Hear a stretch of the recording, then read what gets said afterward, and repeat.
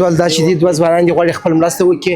اول یوه ډول ته څه ویل غواړي او بل دا خبره ده خپله هم ښه پوهېږي په کونړ کې ډېر زلزلې شوي دي، ډېرو هېوادوالو خپل ژوند د لاسه ورکړی دی لکه ښځې ماشومان نو هغه زموږ ته مرستې ته ضرورت لري. که خپله یو څه توان لري یا هېوادوال ته څه ویل غواړي نو ورته ووایه ګرانه.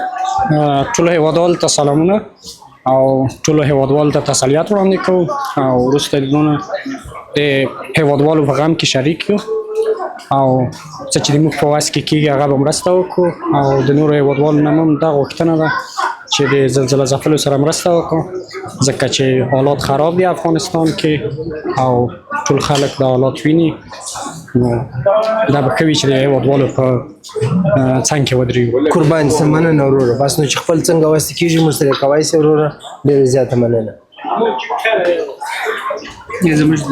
سایده قربان سم، ډېره مننه. الله مو آباد لره، سر اخلاص و. داسې ځوانان باید تشویق کړي ولې ویډیو کې زیاتره غواړي نه راځي نه چاته توهین کوو نه چاته ښکنځل کوو د هېوادوال ملاتړ کوو د هغو همشریکي کوو نو دا هېڅ مشکل نه لري. ډېره مننه ځوانان، آباد اوسئ.